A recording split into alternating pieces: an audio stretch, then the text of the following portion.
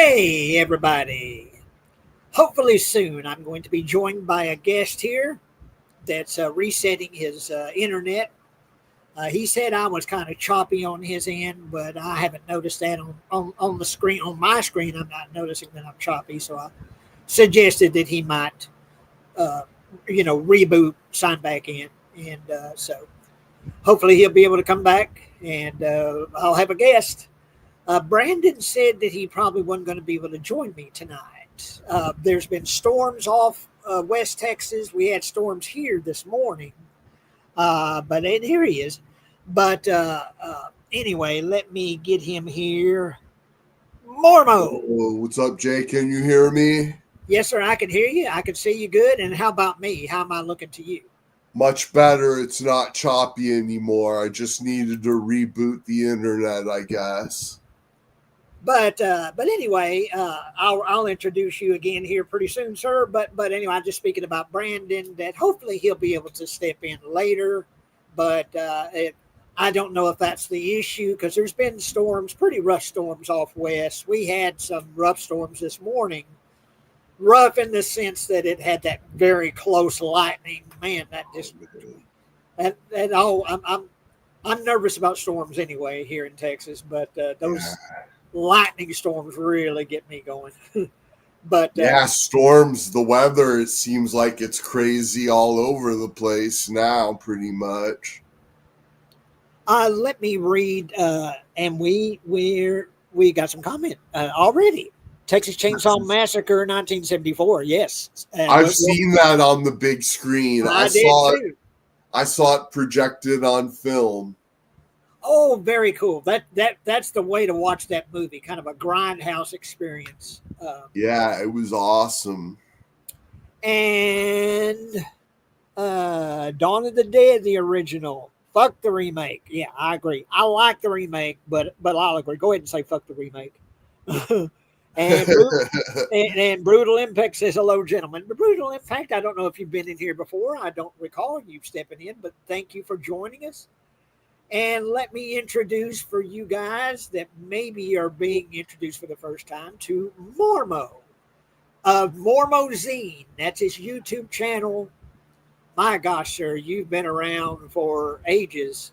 I've been on YouTube since 2006.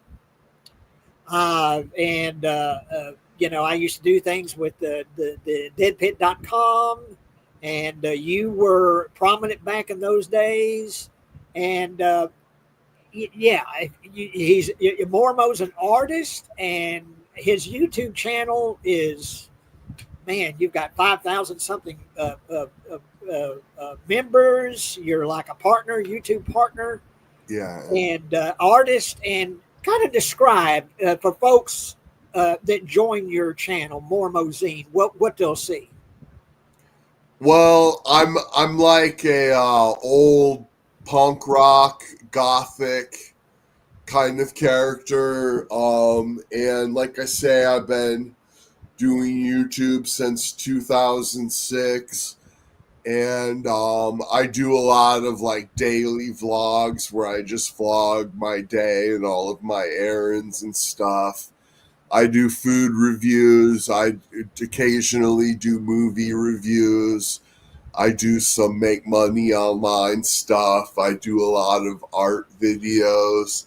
I'm really trying to get a documentary made right now about my artist trading card career, and I have a playlist with over 100 videos, and I just need somebody to edit and produce. Well, and of course you call your channel Mormo Zine. And let's kind of talk about, I don't know if there's still zines out there, but back in the day, back in the, 60s, 70s, and even 80s, there were things called zines, where these homemade pamphlets, kind of homemade magazines that they called zines that just covered a variety of topics, kind of like your channel does, covering. For sure. And I started my career as a paper zine. Actually, I think I ended up publishing about 13 issues. And that's where I started my career, was on a photocopied paper zine. And they do still exist. They're not as popular as they used to be. The reason I got out of it is that like attitudes changed about zines, and people thought they should be free and that you shouldn't have to pay for them. And it was a lot of work, and it was expensive to make them. And so when everybody started expecting them free, I just decided to get out of it and I guess just focus on YouTube from that point on. And now I print up my trading cards, but I don't print like a paper zine anymore. And so I do flyers and stuff like that, but I'm pretty much done publishing on paper, I think. A zine anyway. And what's the name of your kitty there? Oh, He-Man. He-Man. Yeah. Get down, He-Man. He was scared. He-Man can join us the whole show if he wants. Yeah, I'm smoking, so I don't want to be blowing smoke out and stuff. Well, you're smoking, and I'm about to drink here soon for something. There's a couple of beers that Brandon gifted me, and I'm going to open those pretty soon.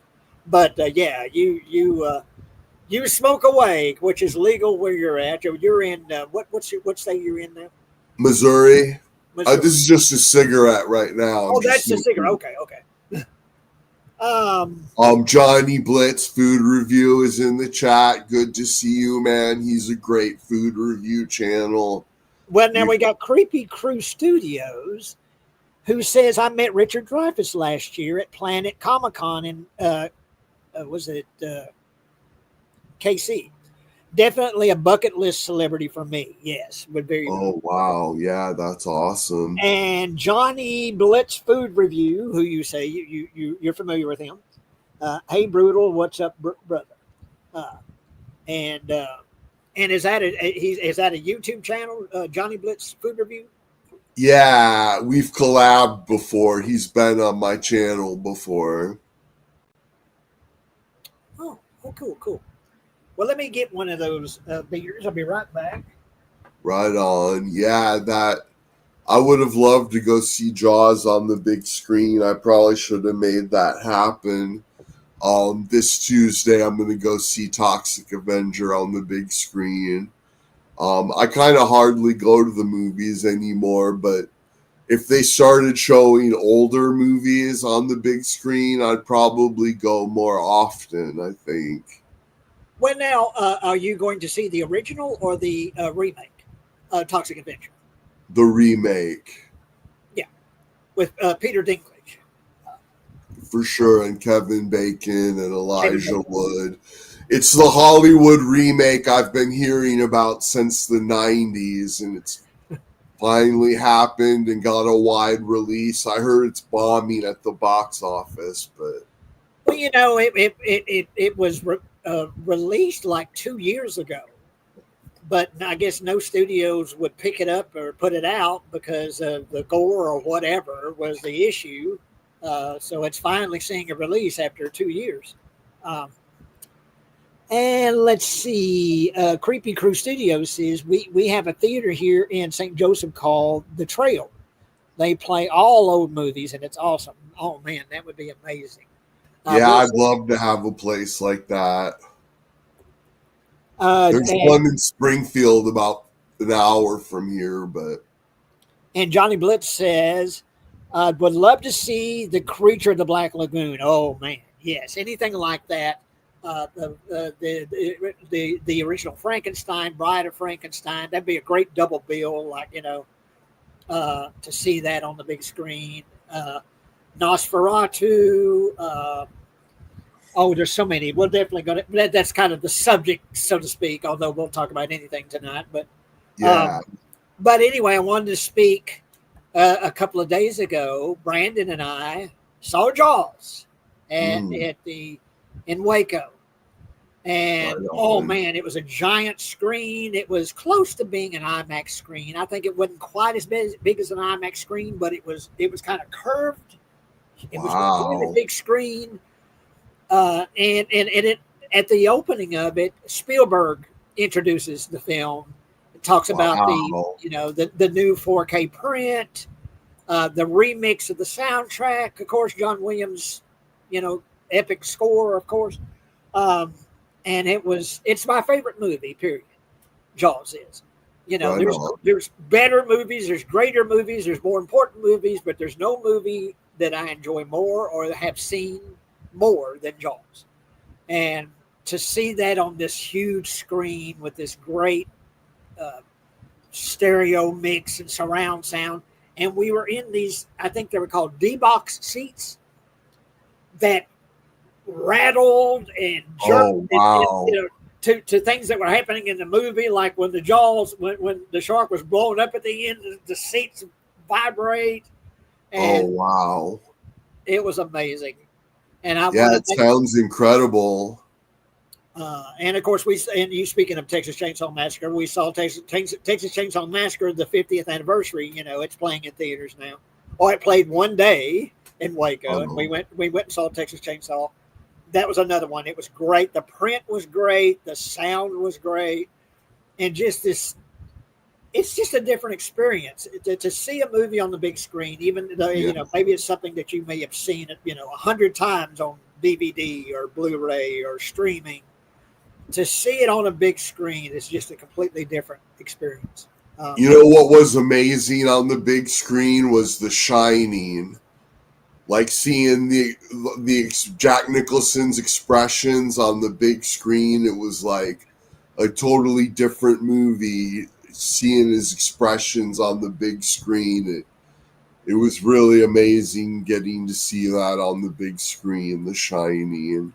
that's on definitely on my list of one that I'd love to see. But anyway, I'm drinking Shiner Oktoberfest uh, Marzen style beer. Right on. That sounds awesome. And let me get my cup. I'm pouring this in.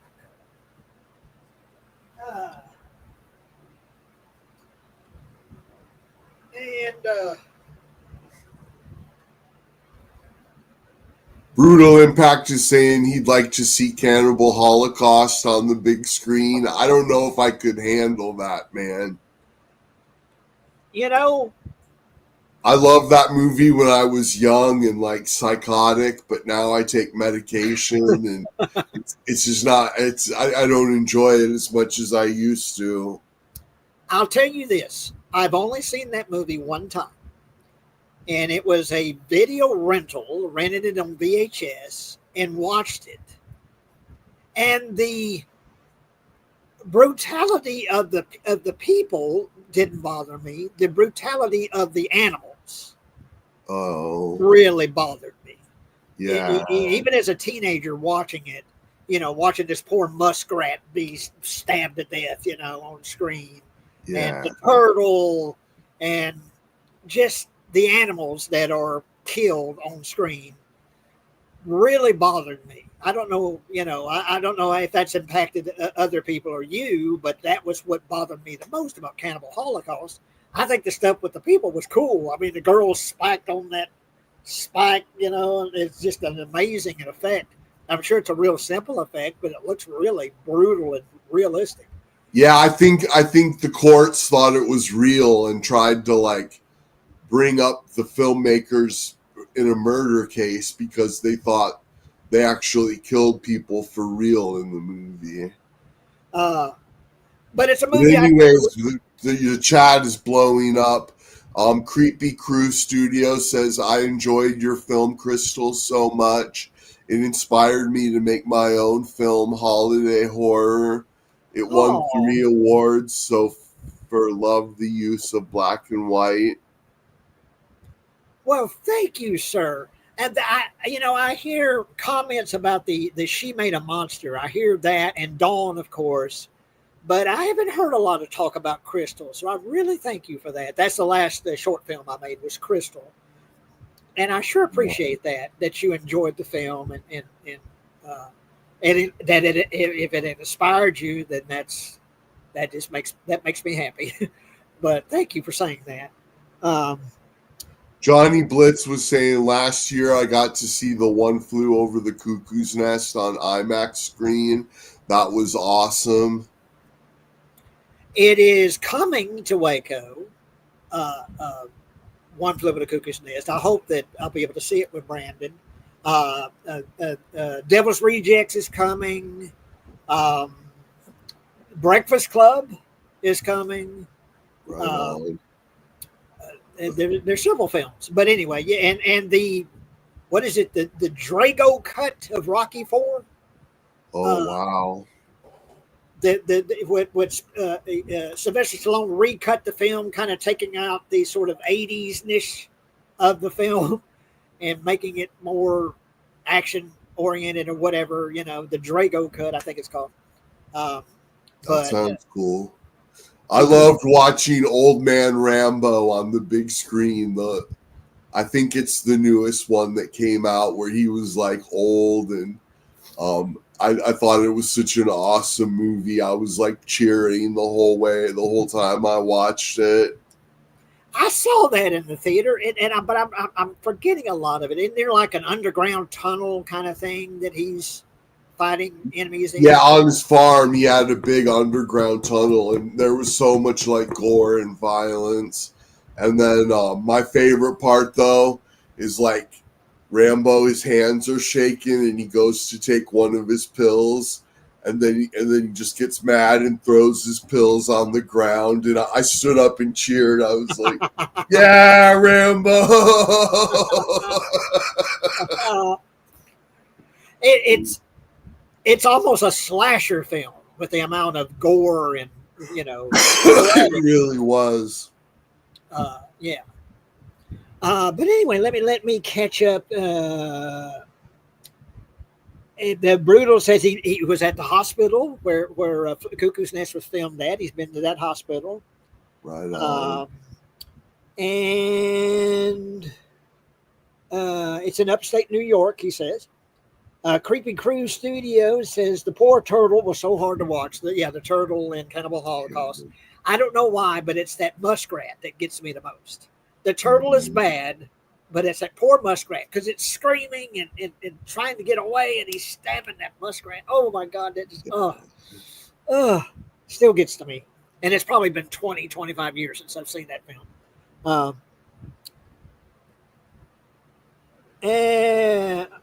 But anyway, First Blood was amazing, Brutal says. Yeah. First Blood, here's the thing about the Rambo films. I love them all, but beginning with First Blood Part 2, it kind of loses the impact of the first film. It's like it forgets what the theme of the first film was. That's how I felt about Breaking Bad, that show Breaking Bad. I liked the first couple of seasons when he had terminal cancer and stuff, and then the show just kept going and going, and I thought it lost the good part of it. Yeah, well, I liked all of Breaking Bad, but I understand what you're saying. He descends into becoming a villain, you know. But that's kind of, to me, that's the whole point of the series, that he starts off as this nice guy. He's a teacher. He has cancer, and then becomes a villain by the end of the series. You know. Yeah.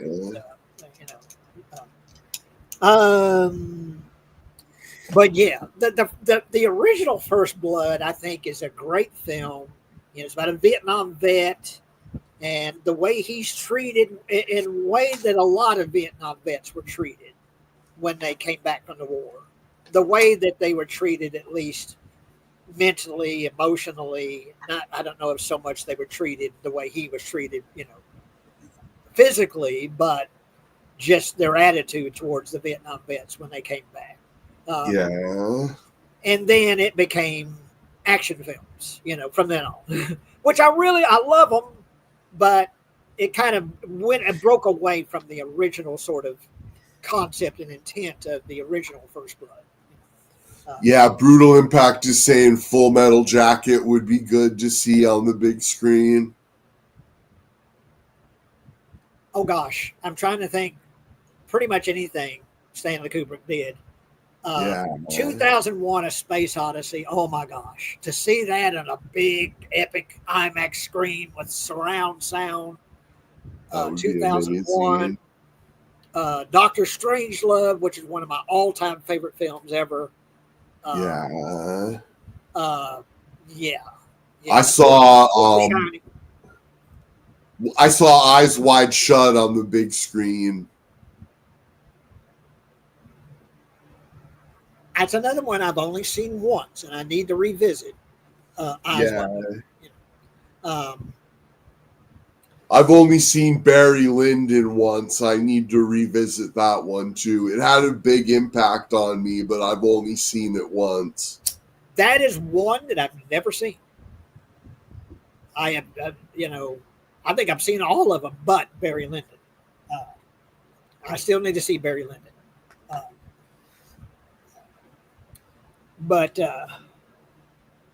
One thing about bringing back old movies to theaters, I wish they'd do midnight shows again and show older movies at midnight. I think that would be really fun, and even show some of the old midnight movies like Eraserhead and El Topo and Pink Flamingos, and just bring back the trend of midnight movies would be really fun, I think. Well, of course, the film that made midnight films popular was Rocky Horror Picture Show. And when I was going to North Texas State University, it was in Denton, Texas. Well, the town in Rocky Horror Picture Show takes place in a town called Denton. So it was in Denton, Texas, and they had a 4-screen theater in Denton, and one screen was reserved for the Rocky Horror Picture Show. Every Saturday night at midnight, they showed the Rocky Horror Picture Show. And That's I must have seen it like a half dozen times, with a packed audience, with the squirt guns and all of that, and a newspaper over your head, saying the lines to the screen. So yeah, but yeah, that would be cool. Like I said, Eraserhead, Pink Flamingos, things like that to see. I think would be a great midnight movie would be Basket Case. I think would be a great midnight. Yeah, that would be really good. Brutal Impact says, I saw E.T. on the big screen. I was young and cried like a bitch. Yeah. I did too. I saw E.T. on the big screen too, and I was afraid to go to the bathroom because I thought E.T. was a turd. Well, I tell you, I did too. I cried like a bitch. When the spaceship made the rainbow at the end, I completely lost it. But I'll say this. I haven't seen E.T. in probably 10 years. And I don't have a strong urge to see it again. Yeah. It's like it's had its time, E.T.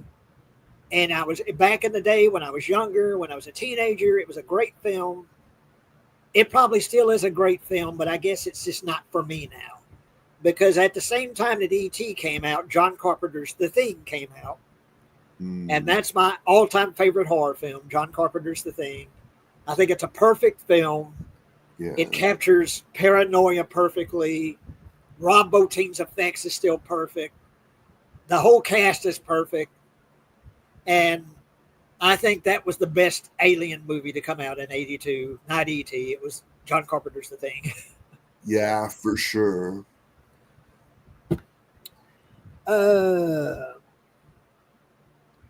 And Johnny says, only movie that ever made me cry was Hardball with Keanu Reeves. Huh. I don't guess I've seen that. Yeah, I haven't seen that one. But after seeing Texas Chainsaw and Jaws, I've had this real urge to see older films on the big screen. Just those were such great prints, and the sound was so great. And it is definitely a different experience seeing a movie. You know, of course, I've seen Texas Chainsaw probably 24 times. Jaws, I probably have seen. If I haven't seen it 100 times, it's probably been close. It's Nice. my favorite film, period. But it's a different experience seeing it on this big curved screen with rattling seats and John Williams score and surround sound and Would you go see that Wizard of Oz thing they got in Vegas? Have you heard of that? that big sphere. Yeah. And It's that's over one. $100 to see it, I heard. You think that would be something you could just park like 100 yards from it and watch it. You know, it's so huge. You know, that big sphere is so huge. It's like you couldn't miss the damn thing. You drive past it, you could watch the film. You may not be able to hear it as well, but you'd be able to see it.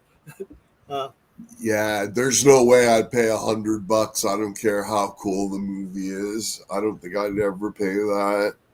well, that's another one though that I would love to see on the big screen again. Or again, I've never seen it on the big screen. You know, I've seen it. Uh, and I saw on the internet, I don't know, in a documentary about Wizard of Oz or something like that, that The Oh, Wizard of Oz stands as the most watched movie ever. oh wow. That's awesome. That it's the movie that's been seen the most in history, The Wizard of Oz. So, Brutal Impact says Killer Clowns from Outer Space. That would be fun on the big screen. And Johnny Blitz says that movie gave me nightmares for months when I was a kid. I hate clowns. LOL. Brutal Impact says LOL. that would be, no, Killer Crowns would be great. It'd be a lot of fun to see on the big screen. Um, and Brandon's favorite film, and it may be like my number two to see on the big screen, uh, The Exorcist. oh, yeah. I saw that on the big screen when they re-released it with a few added scenes. I would want to see the original cut. Oh, okay. I the the the version you never saw, I think, is the way it was advertised at the time. And the story always was you can go watch all these YouTube videos of different places that William Friedkin was at different conventions and stuff. He's the best person to watch talk about movies, is William Friedkin. He's just amazing to watch him talk about just films, classic films or whatever.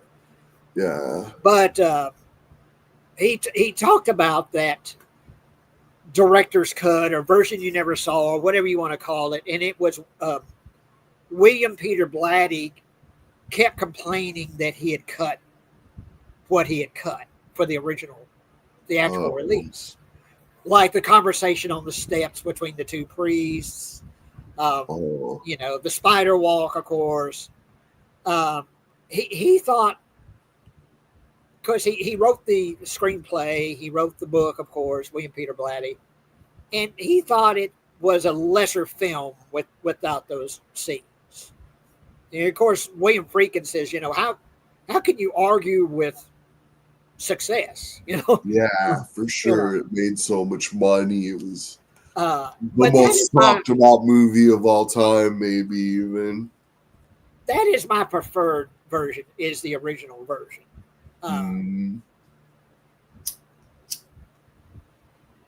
I think it's the perfect length. It's just, I don't know, the added scenes in that version.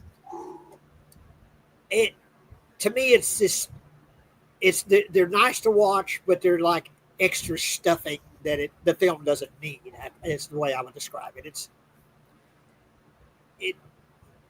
He made the right choice. I'll say that. Yeah. With the original cut. So the original Last House on the Left, Johnny Blitz says. now remind me what the grape scene is. It's the two girls, and then the gang is like, they tell them to go in the lake, and I think they tell one of the girls to piss her pants or stuff like that. It's a pretty brutal movie. Well, like I say, one of the films that's coming to the Cinemark, where we saw Jaws and Texas Chainsaw, is Devil's Rejects, which I guess you kind of call that sort of a throwback film, sort of a throwback to the old Grindhouse films. I saw that on the big screen. I saw House of a Thousand Corpses on the big screen. But I didn't see the third one, Three from Hell. I had to watch that on DVD. That was an abomination. Because at the end of House of a Thousand Corpses, they are killed. They are shot to death and they are killed. And that is the way that series should have ended. And for me, that's the way it did end. I did see Three from Hell, and I will never watch it again. So, yeah. Shouldn't have been made. Completely unnecessary. And, yeah. Yeah, one of the things I thought it had going for it is it did have Sid Haig's last appearance. Well, and that's another thing is that he looks so sickly. He looks so, because he was just on the verge of death, and you can tell it when you see him. So that was pitiful to see him. It was great to see him. At the same time, it was pitiful to see him in that condition. Right. And yeah, Brutal Impact agrees. Three from Hell was horrible. Yep.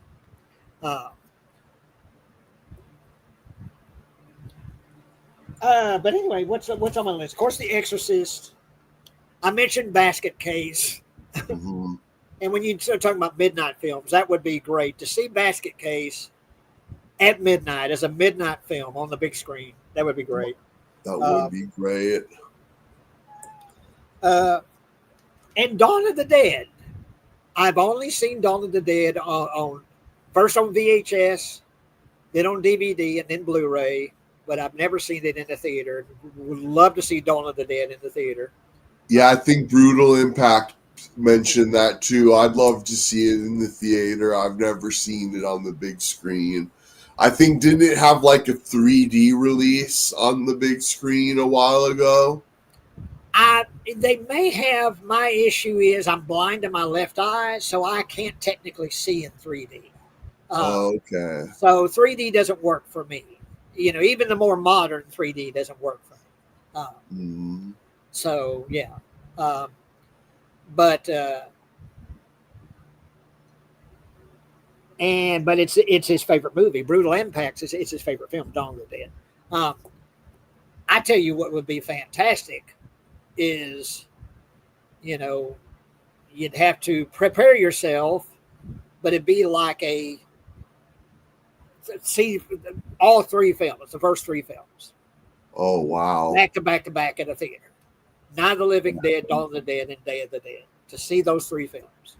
That would be great. I saw Land of the Dead on the big screen. I did too.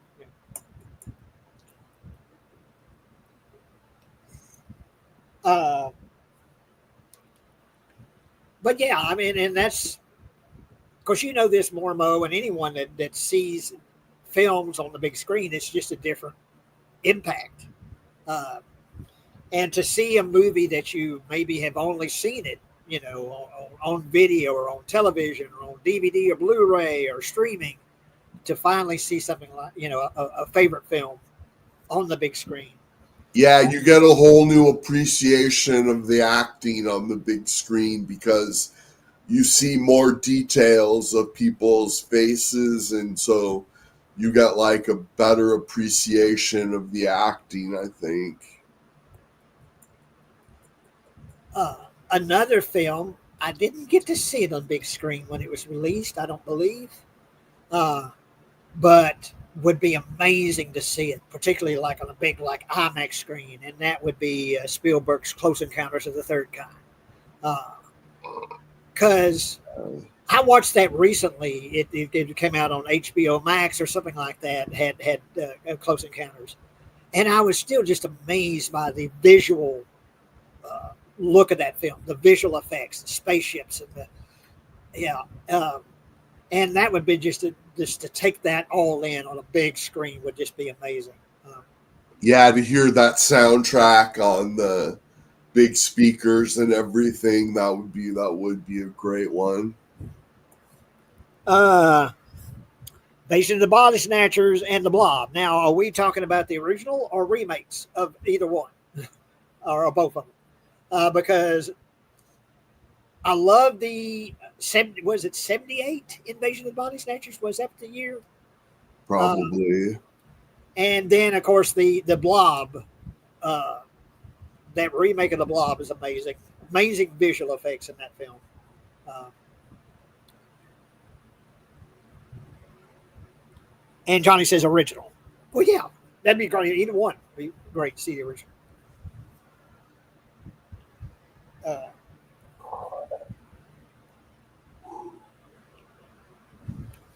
I was trying to think of westerns that I'd like to see on the big screen, and the first one that popped into my head that I keep revisiting as far as a western, and that is Clint Eastwood's Unforgiven.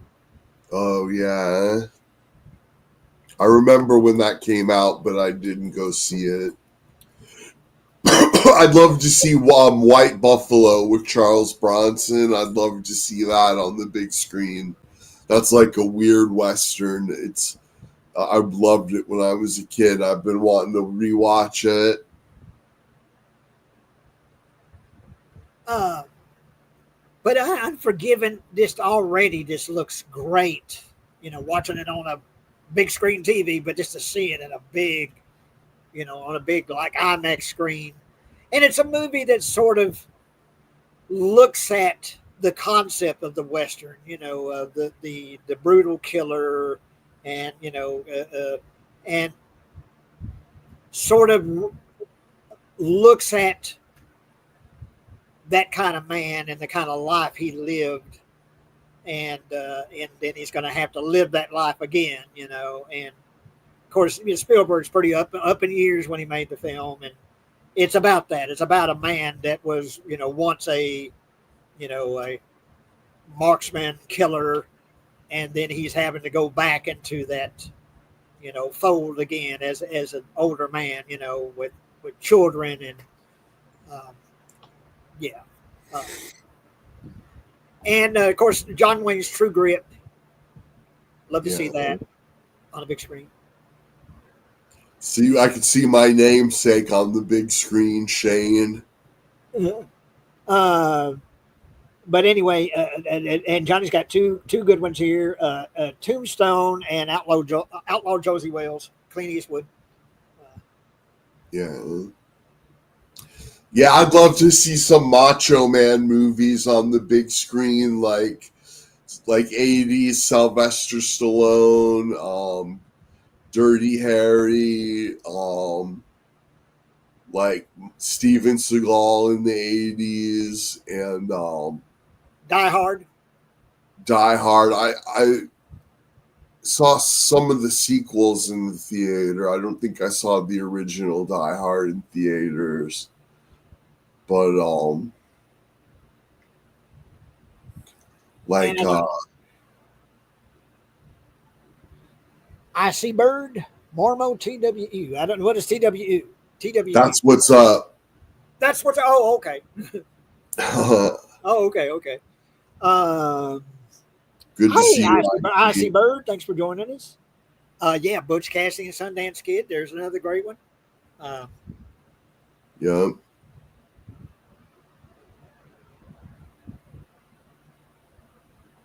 Like the Death Wish movies, like Death Wish 3 on the big screen would be awesome. I'd love love Death Wish. That was a frequent rental on VHS. Death Wish 3. I really like the remake too. That was fun to see on the big screen. With the Bruce Willis. Yeah, I thought it was really good. I know one guy, that was back when they had Movie Pass, and there was a guy who watched Death Wish remake something like 50 times because you could get in the theater for free with that movie pass. And he just watched that movie over and over again, the Death Wish remake.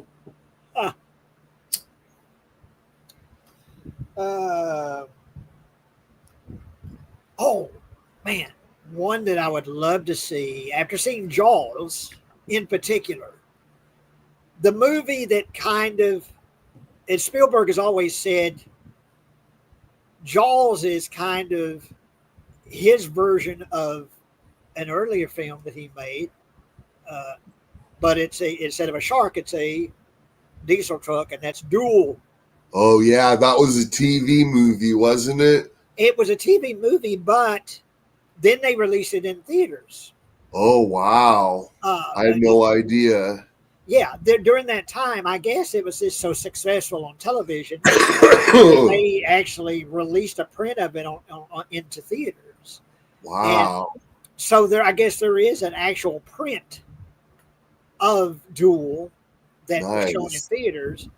But anyway, to see that on a huge screen, big IMAX screen with surround sound and all that, I love Duel. I love that film. It's one, I've got the DVD of it that I watch frequently, and I love to see that on the big screen. Duel. Yeah, that would be awesome. I was with my friend Barry, and on weekends, that was a big deal. Go to Waco and see a movie. Saturdays, usually. We did that almost every weekend for like 2 summers in a row. Nice. During the mid '80s, and we, when you get the newspapers, and it had the little movie posters and what's showing in the theaters, in the newspaper. Yeah. And I saw this, and we had rented The Evil Dead on VHS and watched it and really enjoyed it. And I'm looking in the newspaper, what do we want to see? I said, we couldn't think of what we didn't already have anything in mind what we wanted to see. And I see Evil Dead 2. I said, okay, here it is. Here's what we're going to see, Evil Dead 2. You remember that movie? And I explained, the pencil in the ankle and and all that. And oh yeah. And at the time and for several years, I've always said that was my most enjoyable time in a theater was seeing Evil Dead 2. Oh, wow. Because I had no idea what we were going to get. I thought we were going to get sort of more of the first film, more of a horror film, more brutal, more serious. And it takes this almost Three Stooges slant early in the film. And we were just screaming with laughter. I thought it was going to get thrown out of the theater. When he's smashing the plates on his head, and the finger giving it, his severed finger giving it the bird. And we were just, oh my gosh. We had no idea we were going to get this comedic slant of this horror film, oh, wow. And loved it. Just that mixture of humor and horror. I don't think we had seen anything really to that equivalent before. And yeah, when I was in high school, I was either in high school or junior high, and me and my friend used to skip school and go watch Army of Darkness on the big screen. Well, yeah, and of course, Army of Darkness is pretty much a straight comedy, very, very cartoonish. But the second film bridges the horror humor gap, I think, perfectly. It's, and well, yeah, just had an amazing time in the theater, and we're just laughing so much, and just Oh wow, my best to see that again on the big screen. My best theater experience would probably be David Lynch's Twin Peaks Fire Walk with Me on the big screen. I saw that on the big screen. Yeah. Yeah, it was such a moving experience. The whole audience didn't get up until after all of the credits ran and everything. Really moving experience for me watching that movie. It's another one I need to revisit. It's been a long time since I've seen that, but I definitely need to revisit. There's so many David Lynch films that I love, and of course, we lost him last year, which was terrible. Um, but Yeah. and I never heard of this Brutal Impact. Did you ever see the sequel to Easy Rider? It's the stupidest sequel ever made. I didn't know they made a sequel to Easy Rider. Yeah, I wasn't aware of that either. And yes, brutal. Bruce Campbell does rock. So uh, that's something that we kind of disagree on. Brandon, I think maybe it was because he's in his early 30s. I'll be 60 in a couple of weeks. But to me, Raiders of the Lost Ark is the best action film ever made. Right on. And to see that on the big screen, I saw it way back in the day when it came out with my friend Mark in Houston, Texas. We saw Raiders of the Lost Ark on the big screen. But this, of course, it's been 40, 45 years or however long it's been. Love to see that again on the big screen. Raiders of the Lost Ark. Yeah. But he says it's on Tubi, the sequel to Easy Rider, and it's horrible. So, Yeah. Okay, be right back. I'm going to keep them company there a moment. I'm going to get my other beer here. Right on. Brutal Impact says there's a band called Disciples of Berkowitz that has songs about the Evil Dead movies, and they use clips from Bruce Campbell. Right on. Great death metal band. Right on.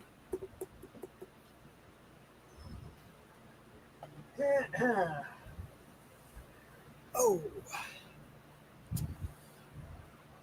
Well, it's great that the Cinemark in Waco is making a point of bringing back of these old films and showing, of course, they did Texas Chainsaw and it showed Jaws. And of course, that's pretty wide, playing wide as Jaws right now. Yeah. But they're getting a Cuckoo's Nest, Breakfast Club, Rocky Four. I think I saw Howard the Duck on the big screen. That would be fun to see. I did too. I saw you. I used to have the soundtrack on vinyl of Howard the Duck. Nice.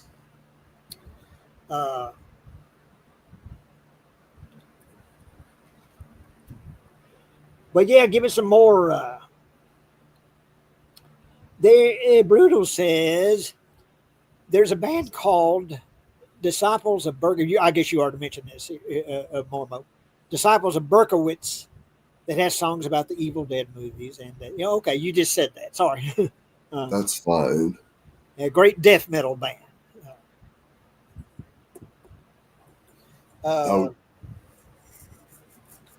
Another Western, Good, Bad, and the Ugly. Yeah, that would be a good one. Wild Bunch. Was it Sam Peckinpah? I heard that movie's very violent. Here's the thing about the Wild Bunch, which went back in the VHS days and renting it and watching it. It was the first movie I think I saw that had squibs, where the bullet impacts would, you could see them impacting the body, the squib, the blood splattering, and I forget when the Wild Bunch was made. It was in the late 60s, wasn't it? I think so. But it had this. I think it's the first movie I saw that had what they call squibs, where you actually saw the impact of the bullets hitting the body. And I just thought that was so brutal. Oh my God, because I'd never seen that before. I'd watch an old Gunsmoke series and things like that, and someone gets shot. You don't see anything. You don't see any blood. You don't see any impact. And to watch this film where people are getting shot and you see the impact of the bullets hitting their body and blood splattering. And I was like, oh my gosh. It was the most brutal thing I'd ever seen at the time was the Wild Bunch. Yeah, I'd like to see that on the big screen then, for sure.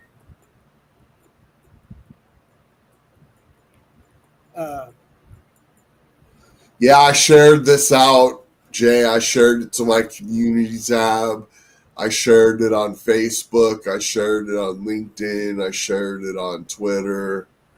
Thank you, and please, yeah, and do that with this one too, if you would, sir. And if folks No, are I watching, did. I did do it with this one before it started.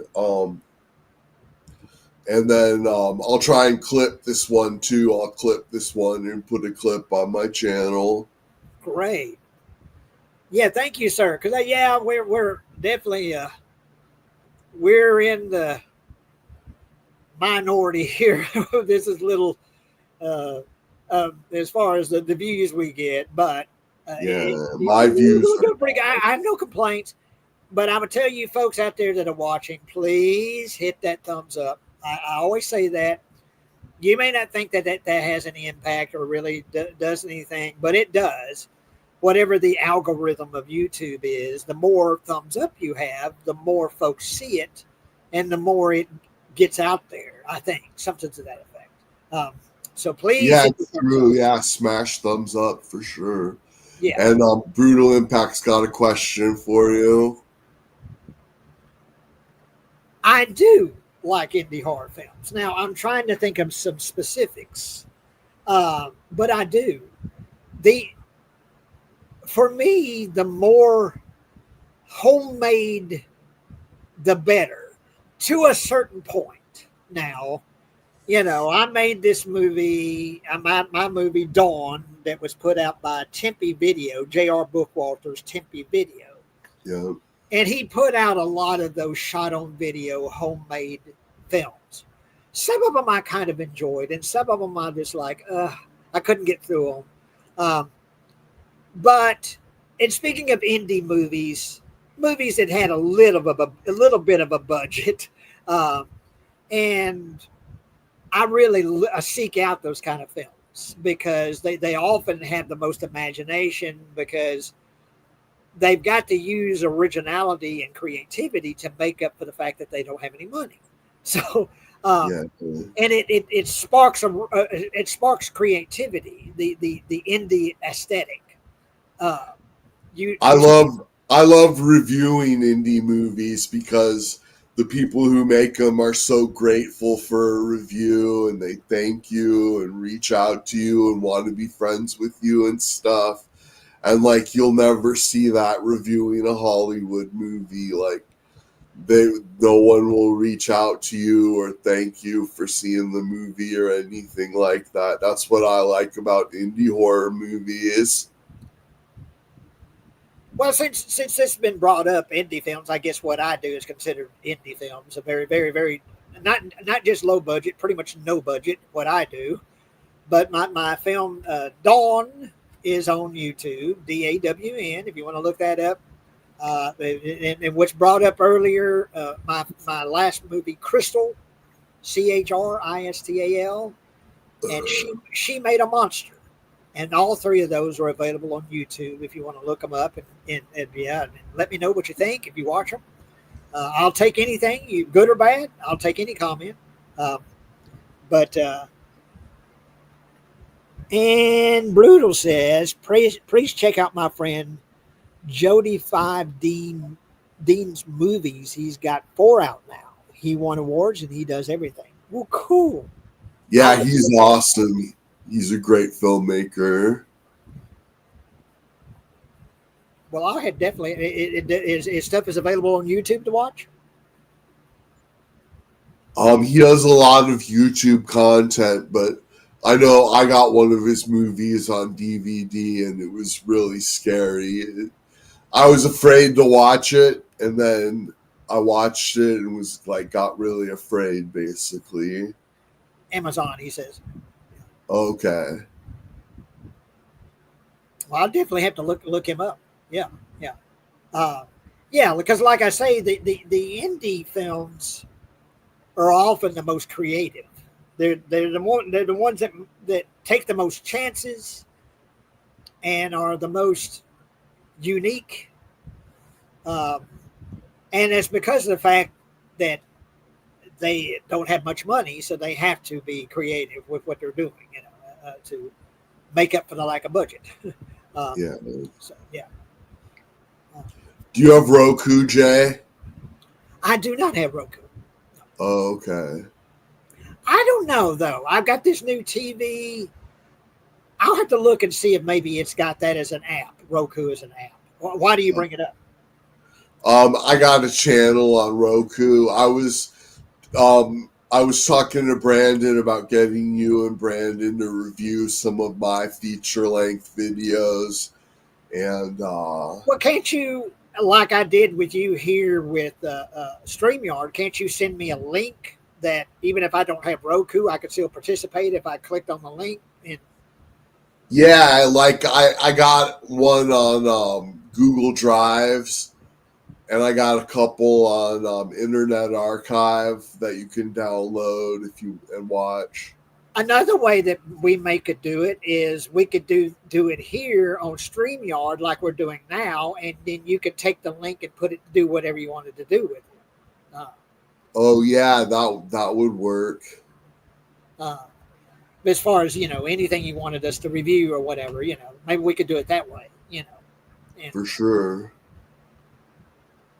but yeah, let us know or let me know or let Brandon is on. I'm not on Facebook, so let him know on Facebook.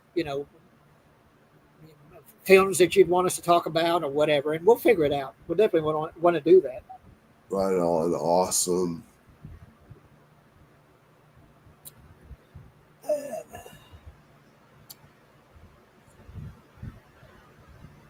He's got a refrigerator full of fake blood he makes.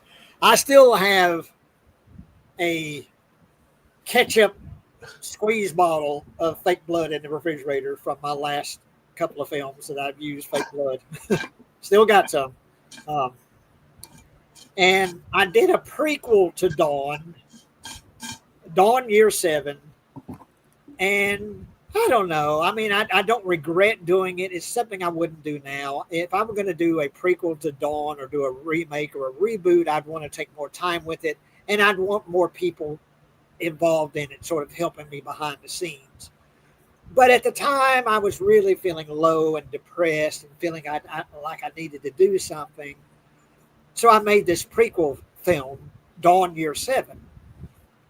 And yeah, I mean, it's out there on YouTube too if you want to look it up. I don't regret doing it. I don't. It's not something I'll go back and watch frequently. I don't think it's bad, but it'd been so long since I had done anything. It sort of proved I could get actors together. I could get something edited. I could get something put together. So it gave me the confidence that I could do something like that. For So sure. in that respect, I'm glad I did it. But the reason why I bring it up is it is this little girl. She's playing a vampire. She's playing a 7-year-old version of the girl in Dawn, a girl vampire. And at the end of it, she gives this woman a mercy killing by drinking her blood and giving her the sustaining blood that she needs. And I needed her to have fake blood on her mouth after feeding on this woman. And when she saw the fake blood, she said it looks so real. And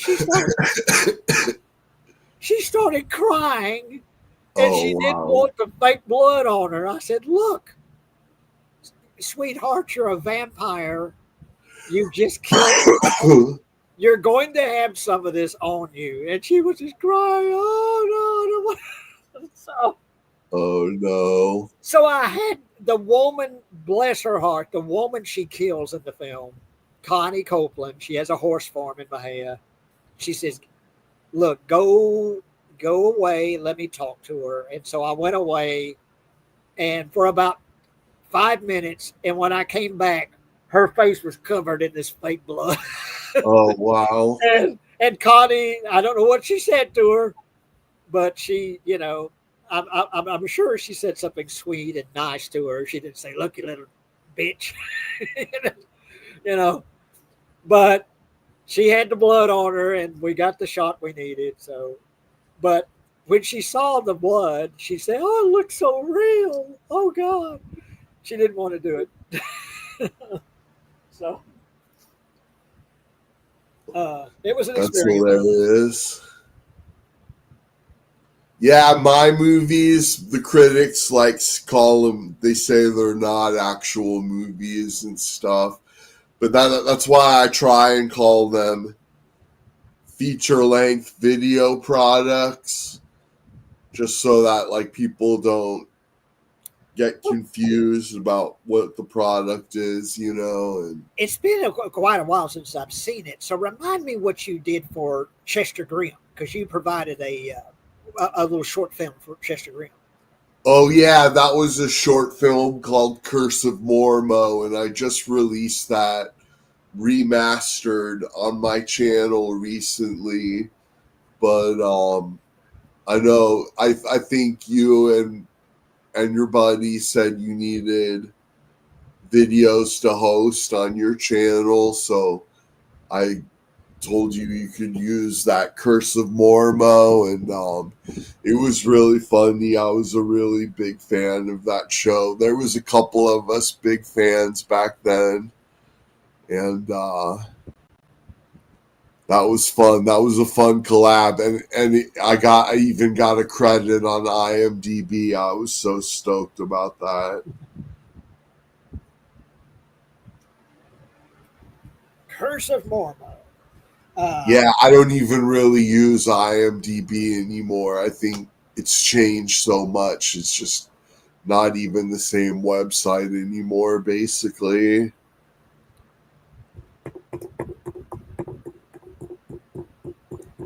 I did a couple of things where we went through a list of films, like the best horror films or the best, whatever, and it would be IMDb lists, Um, that and what is it, Rotten Tomatoes. Um, Dawn, I think, has a Rotten Tomatoes credit. I think it's free. nice.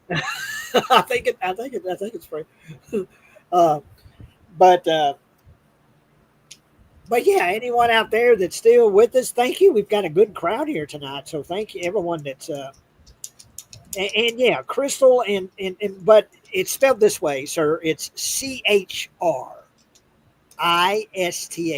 Crystal. That's the way it's spelled, because that you've got the word Christ in there, and that has kind of a connection to the plot of the film, kind of. So that's why that's why I spelled the character's name that way, Crystal, with a CHRISTAL. Yeah, Crystal and Dawn, and if you can't find, just search that in my name, J Real, and you should find either one that way or both of them that way. Brutal says Curse of Mormo is awesome. Yeah, but yeah. But yeah, and let me know if you watch them. Let me know what you think. Like I say, good or bad, I'll take any kind of criticism. They're definitely, like I say, I call them no budget films, but they enjoy. Yeah, I'm the same way. I'll take any review. If I get a bad review, I'll use it in my marketing to generate interest for the movie. Well, yeah, anyone watching, definitely go and join Mormo Zine, because he covers it all. And like we talked about the old zines, the old little homemade magazines and pamphlets that people used to make. I remember my friend Mark, I would go visit with him in Houston, and there would be little small towns near Houston that we would go to the bookstores and stuff. They would have these zines. Oh, cool. Here's one of my old zines. Cool. And then Austin would have bookstores and record stores and stuff. They would have zines, would have just stacks and stacks of them, of zines. And, really just back in the day, that was really interesting to read these little, homemade pamphlets, homemade magazines called zines. Yeah. And so, yeah, join Mormo's channel, Mormo Zine, because he kind of has that aesthetic on his channel, the old zines, kind of covering a lot of different subjects, movie reviews. He's an artist. The card artwork you do you give them away, but you also sell them too, don't you? Yeah, I give away prints, and on rare occasions, I'll give away originals. But that's just locally, like when I go shopping or go to the doctor or something like that. I'll ask the receptionist if they like art, and if they say yes, I give them one of the cards, and I tell them you can sell them, you can give them away, you can trade for them, or you can collect them. And Can we see a few examples? yeah, for sure. Um, Here's one of my hillbilly cards, and this one says Branson, Missouri on it. It's meant for to be sold to tourists. Uh,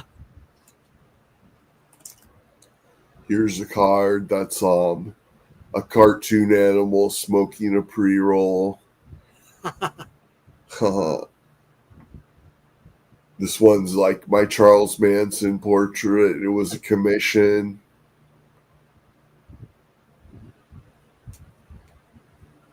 Yeah, it's pretty fun. It's a great side hustle for me because I don't have to go to the post office to ship. I can just slap a stamp on the thank you card and drop it in the mailbox. I don't have to go to the post office to ship. and what do you use primarily? Is it ink, paint, markers? Yeah, I use a Micron pen and a pencil and markers mostly, and then I also do some abstract cards, and that uses watercolors and metallic gel pens. And Do you ever do something larger like a canvas? I take painting classes. That's the only time I do anything larger. I'm really specialized and just feel like it's in my best interest to stay specialized, even if it loses me money or opportunities. Like that, like I had an opportunity to do a show at the gallery, but I told them my art is so small I couldn't fill the gallery walls with it. So like I lose opportunities by specializing, but I just feel like it's in my best interest to specialize. Well, that's something that you could do, I guess, kind of like a canvas, but just put a lot of them together, close together, and um, For maybe sure. if it's something that had, several of the cards that had sort of a theme to them. Yeah, when I get Yeah. prints made, they come on a big sheet like this, and then I cut them up. But I can also sell the uncut sheets. Brutal says he has 5 of your pieces, and he says he has an original that's priceless to him. Oh, for sure. That's I know what card you're talking about for sure. Rest in peace, Josh Sanders. King Cobra Yes, JFS. Saunders. Yes, Saunders. King Cobra JFS. Yeah, you had spoken, I think, on the last show we did. You had actually done some things with King Cobra, participated in some of his streams. Yeah, definitely. He streamed on my channel, and I'm so grateful to have the opportunity to have gotten to know him and treat him like a friend and a brother, you know.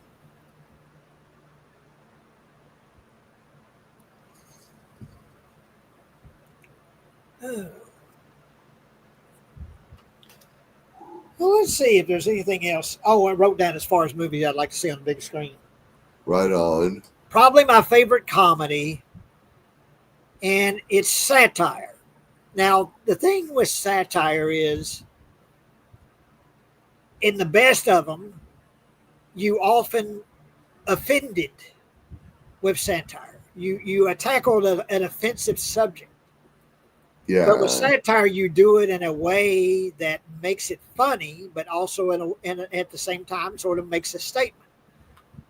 And probably my favorite comedy is Blazing Saddles, Mel Brooks' Blazing Saddles. That's a Uh, great movie. and still probably the funniest comedy ever made to me. And yeah, there's moments in it that make you sort of wince. But that's great satire. That's what satire is. Satire is supposed to offend to an extent. It's supposed to make you think. It's supposed to make you wince at and shudder and at the same time as you're laughing your asshole. Uh, that's great satire. And Blazing Saddles is great satire. Uh, Yeah, that would be fun. My my friend's dad told a story of going to see Blazing Saddles on the big screen, and he saw it in downtown San Diego in a black neighborhood, and he was the only white guy in an all black theater. And he said when the movie started, he was the only one laughing.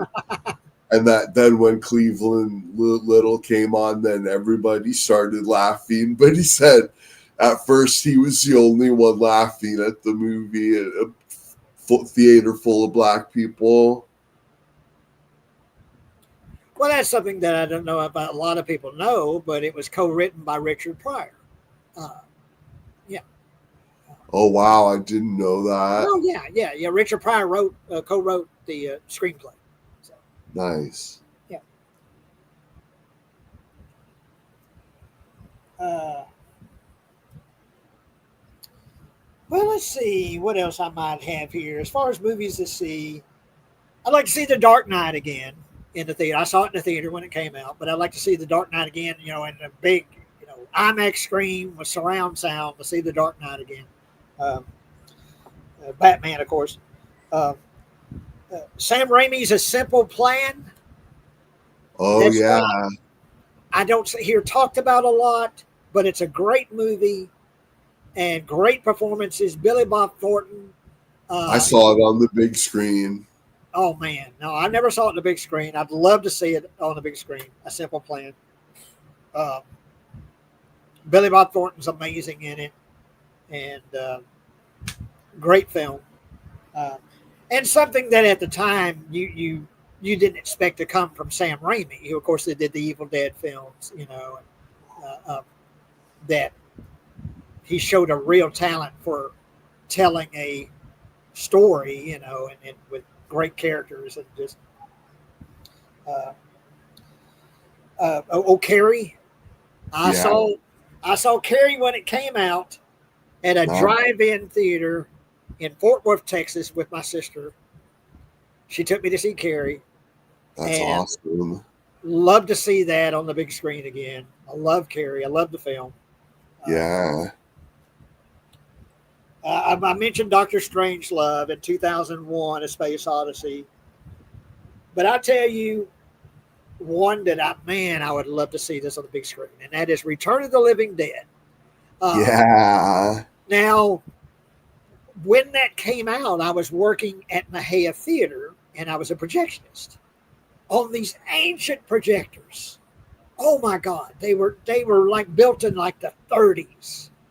Oh wow. And the way that the light for the projector were these two carbon rods that when you put them together, they lit up. So the movies were literally lit by fire. Oh wow. These carbon rods that you had to keep. There was these two circular handles that you had to keep the carbon rods together, keep them burning. And Return of the Living Dead, it came out at that time. What was it, 84, 85? What's that year that movie came out?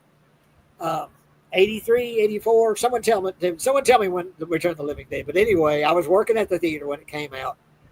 And but I was so busy with the projectors because, the old film print, by the time we'd get them, the film prints would be all beat up. I'd have to splice them together and all that. I could only see little bits and pieces of the movie up there in the balcony where the projection booth was. But I took a day to come watch the movie. I could see the movies for free working there.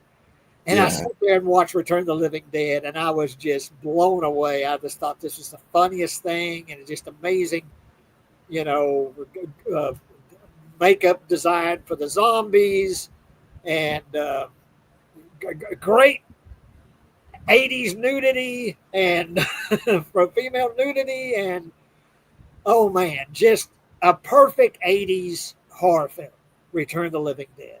That would be fun to see on the big screen. I don't think I've ever seen it unedited. I think I only saw it on TV, parts 1 and 2. I saw them edited on TV only, and I saw part 3 on video. Well, definitely, when you get a chance, you need to see it. You know, of course, it's on several of the streaming services. But yeah, you definitely need to see Return of the Living Dead, you know, unedited or the non-TV version, because you're in for a show. For sure. Brutal Impact says 1985. Yeah, Return of the Living Dead. Yeah, 1985. And Christine on the big screen. Oh, but here we go. Well, okay, I'm gonna go. You read what he says there. I'll be right back. Christine, that would be a fun movie to see. John Carpenter's Christine. And I think they're doing a remake of that movie, I heard. Yeah, we gotta Aren't they doing a Christine remake, Jay? We gotta take down those shitters. Oh, wow. Awesome. That's awesome.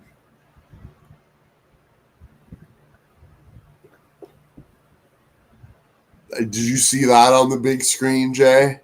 I did not. And that's another one that, oh, yes, I'm glad you brought that up, because, and here's a model kit. Oh, wow. In the box, sealed. It'll never come out of the box. I'll never try to put it together. But anyway, yeah.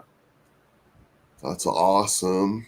That is, I love Christine, John Carpenter, of course.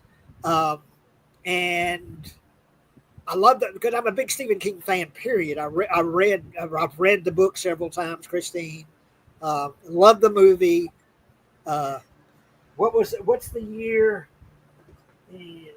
It's a Plymouth Fury, 58 Plymouth Fury. And something that I've brought this up several times on this channel, and I'm going to bring it up again. At the beginning of Christine, you see the cars on the assembly line. Now, the 58 Plymouth Fury only came in white. That's the only way it was available, white. And if you see the cars on the assembly line at the beginning of the movie, they're all white except for Christine. Oh, wow. Which is red. But nobody's saying, where the fuck did this red car come from? No one says anything. They're working on it. Of course, the guy's working on it, and the hood slams down on his hand. But no one says, where did the red car come from? No one mentions it. No one says anything, because they're all white on the assembly line except for Christine. But no one mentions it. And I don't know why that bugs me, because it's I love the movie, but that's the one aspect. It's like, you think somebody would say, look, we don't make this car in red. Where'd the red car come from? But no one says anything. No one mentions it. There's a red car among all of the white ones. No one says anything. So, okay. But I know I love Christine and would love to see that on the big screen. And I didn't get to see it back in the day on the big screen. And Brutal says that's right. I don't know if he's talking about what I just said, but he says that's right. But yeah, this is one of my favorite possessions, is this die-cast car of Plymouth Fury, Christine. Right on. Yeah. It's my favorite movie car. Now, and you see on the wall behind me there, Those are Batmobiles. Those are Hot Wheels Batmobiles that you see on the wall there. Now Right that's the on. only thing I really collect is Hot Wheels Batmobiles or anything Batman related, Batcopters, Batplanes, but mainly Batmobiles. And I've got over 200 of them. I got this Mormo doll. Ha ha! Now, where did you get that? It was a fan art a long time ago. We're not friends anymore, but it's pretty Very cool. cool. But yeah, thank you for bringing up Christine because that's another one. Oh man, I'd love to see that on the big screen. Never got to see that in the theater, so I'd love to see Christine in the theater. Yeah. Shawshank Redemption, which I did see when it came out. I saw that in the theater, but I'd love to see that again. Shawshank Redemption. That's Yeah, a movie that's made for the big screen. You know, that's a big yeah. big screen movie. Shawshank Redemption. Fear and Loathing in Las Vegas was pretty fun on the big screen. I saw that recently. Yeah, Fear and Loathing in Las Vegas. Was it Benicio del Toro and Johnny Johnny Depp? Depp. Yeah. Uh, yeah. Uh, Speaking of that, what's the other film that David Lynch made? Naked Lunch. Hmm. Um, That would be fun on the big was screen. that by the same author, or that was a different author? Yeah, Naked Lunch. Naked Lunch was William Burroughs, and William Burroughs. Yeah. I actually went and saw a movie about William Burroughs called Queer last year on the big screen. It had Daniel Craig as William Burroughs. Huh. But yeah, Naked Lunch. There's so many, Blue Velvet. So many David Lynch films I'd love to see on the big screen. Of course, Eraserhead. And I saw Eraserhead at that same North Texas State. The Student Union building had a little movie theater in the building, and Right. for $1, you got to see a movie. That's where I saw Ferris Bueller's Day Off, and that's where I saw the Cronenberg's The Fly, and I think I was the only one in the theater, and I saw Eraserhead, and I felt like I had stepped into someone's nightmare. I felt I was in another world watching Eraserhead in this darkened theater on this, Wow. watching it by myself. And I was like, at the end of it, I was like, who the fuck made this? Who the fuck conceived of this? And so when I got back to my apartment, that I was sharing with another guy, at the college, I looked up anything I could find about David Lynch after watching Eraserhead. I had to find out who the fuck made that, conceived of that, thought of that. I wanted to watch anything that he did, and of course back then, this is way before internet. This was 85, 84, 85. So way before internet. So you couldn't just look him up on Google or something and find all these short films he had done and stuff like that. But at the college, the radio and television department, they had some little 8mm films, and they had some David Lynch stuff, some short films that he had done. Wow. And I'm trying to think of some titles that he did. He did one. It's the alphabet, and it's the letters are eating each other, and it's animated alphabet that they're eating each other. The A is eating the B, or B is eating the C, or something to that effect. It was a short film that David Lynch made, and I remember watching that on this little 8mm film reel. Nice. On a little movieola thing, yeah. But yeah, that would be a great thing to see again. Eraserhead, and that would be a great midnight film. But yeah, but Brutal says, yeah, I never noticed that. Oh wow, and I think he's talking about the red Christine in the assembly line with the white cars. For sure. I don't You know got why. any? Do you got any film projects coming up, Jay? I've got a script called The List, and it kind of deals with some serious subjects, child abuse and things like that. Nothing like that you see in the film. It's more characters that have dealt with that subject.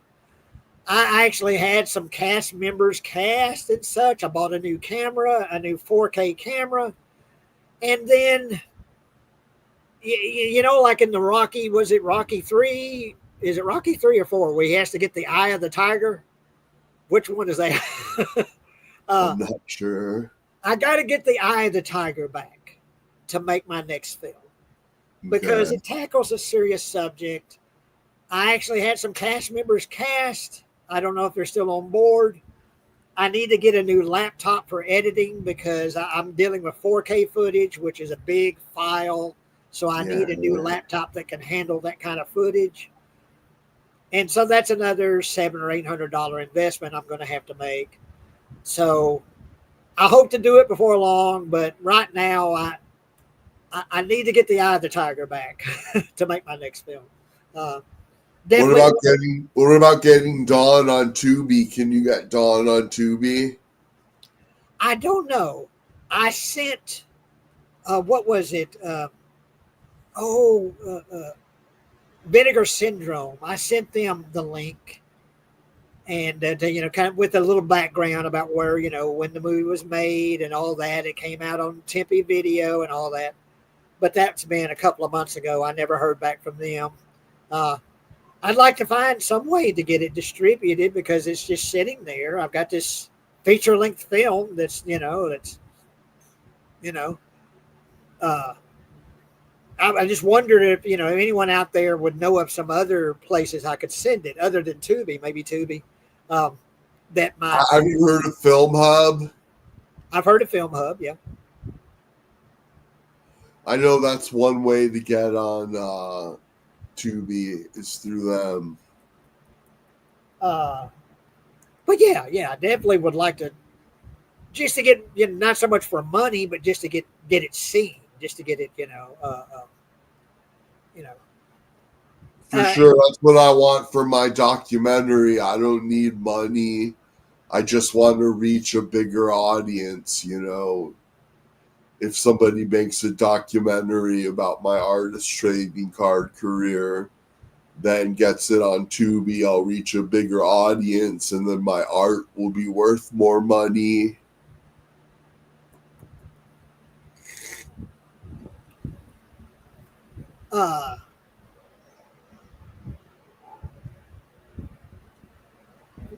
New Keen A pizza. I don't know what you're referring to there. I think microwaving a pizza. Oh, nuking a pizza. Okay, there you go. Okay. I need to find me something to eat here pretty soon. What did I have? I nuked it, whatever it was. It was like a breakfast sandwich or something that had like egg and or sausage or something like that. But I need something a little more substantial than that before I go to bed. Yeah, me too. I'm thinking about having fish nuggets. That sounds good. Yeah. But okay, we've done an hour and a half here, so we'll kind of wind this down.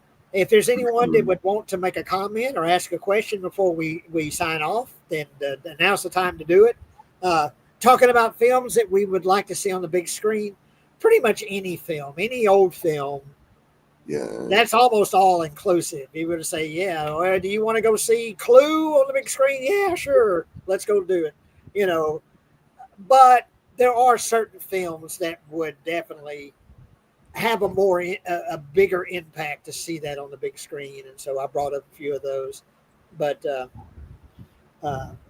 yeah, if anyone's got any other suggestions about that or any comments that you'd want to make, I'm in no hurry to sign off, but I'm kind of winding this down, so I can get something to eat. Mormo can get something to eat. Definitely go and join Mormozine, and you'll find a lot of stuff to watch and to see his artwork and things like that. Buy his artwork. How is that available, Mormo? If someone wanted to buy your artwork, how is that available? I sell it on eBay. Just search. My eBay store name is Mormozine Shane. If you search Mormozine on eBay, some of my art should come up, and then that will link to my. And then you can click on my store and see everything. I have like over 50 pieces available for sale right now. So, and there's some cheap stuff. There's some more expensive stuff, just depending on what you want, what you're looking at, you know. Awesome. Have a great night, Jay. Thanks so much. Thank you, Marmo, and I'll definitely talk to him soon. And thank you, guys. Thank you for tuning in. Please continue to do so. Please hit that thumbs up, please. And I want to let me name everyone that commented today. What was it? Brutal Impact. Thank you so much. Johnny Blitz, Food Review, Creepy Crew Studios. I hope I'm not forgetting anybody, but thank you everybody that tuned in tonight. This has been a good show, and thank you for tuning in. Thank you for commenting, and please keep tuning in. Please hit that thumbs up and spread the word if you're enjoying what you're seeing. And we will see you guys soon. Bye-bye.